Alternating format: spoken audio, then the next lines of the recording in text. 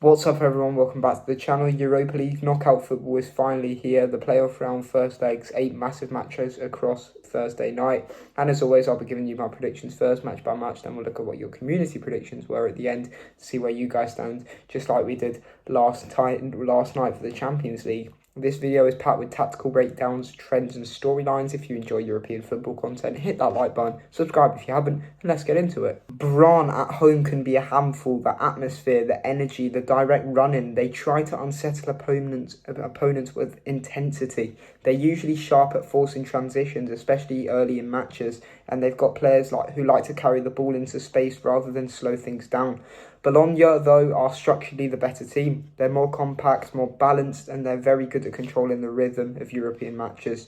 Their possession game can frustrate sides who rely on momentum, and they pick their moments well in the final third. I think Brann get a goal through sheer pressure and crowd influence, but Bologna's patterns of play and punch in wide areas give them the edge over 90 minutes. This tie has a real chess match feel. Dynamo at home tend to be disciplined, composed and very clever with game management, slowing the match when needed, then switching up tempo with quick combinations.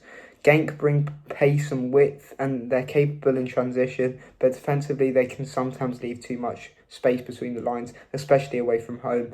I see both teams creating good moments. Genk definitely have the firepower to score, but Dynamo often find that extra gear in Zagreb. I think their ability to control the game state tips it in their favour. This is one of the most fascinating ties of the night. Fenerbahçe at home are always dangerous, long spells of possession, aggressive pressing in wide areas and sustained pressure that builds as the match goes on. Forest, though, are built for European away days. They tend to defend compactly and break with real purpose, especially when they can isolate defenders in transition. Yes, their domestic form has been atrocious this season, but their structure out of possession is usually solid in European games, and they're good at absorbing pressure as well. The issue for Forest is sustaining that for 90 minutes in Istanbul. I think they definitely have the quality for that, but Fener's home dominance and wave after wave pressure should carry them to a narrow first leg win. PAOK at Chuamba under the lights is one of the toughest atmospheres in Europe. They defend well at home, they stay compact and they force opponents to play in front of them rather than through them.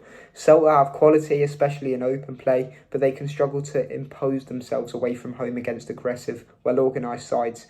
Their possession structure can be neat, but they sometimes lack penetration when opponents keep the pitch tight.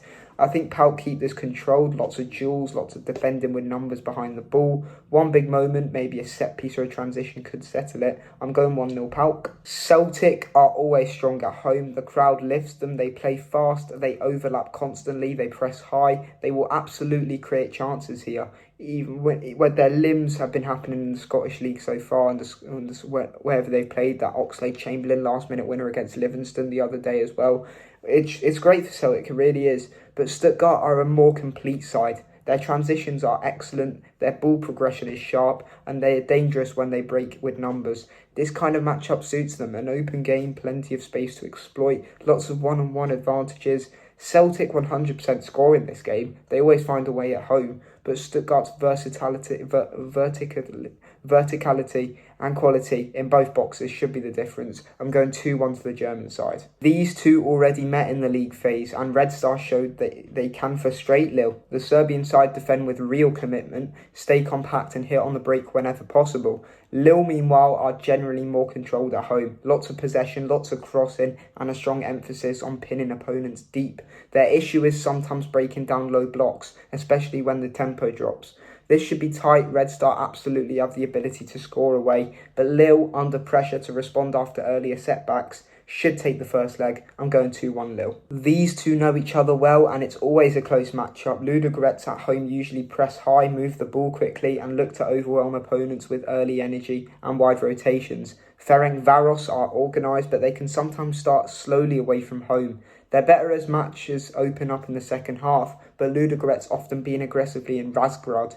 This could easily end level, but I think Ludogorets snatch it. One sharp move, one moment of pressure. I'm going for a cagey 1-0.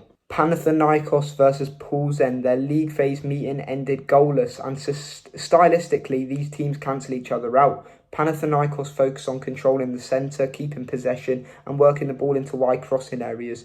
Plzeň defend with discipline and don't give much away, but Panathinaikos at home tend to take more risks, more vertical passes, more switches and more attempts to overload the half spaces. Plzeň have enough structure to score on the counter or from a set piece, but over the full 90, I trust the Greek side to edge it. I'm going 2-1 Panathinaikos. And here are your community predictions. Brann versus Bologna, Bologna 100%. Dynamo Zagreb versus Genk, Dynamo 100%. Fenerbahçe versus Forest, Forest 70%.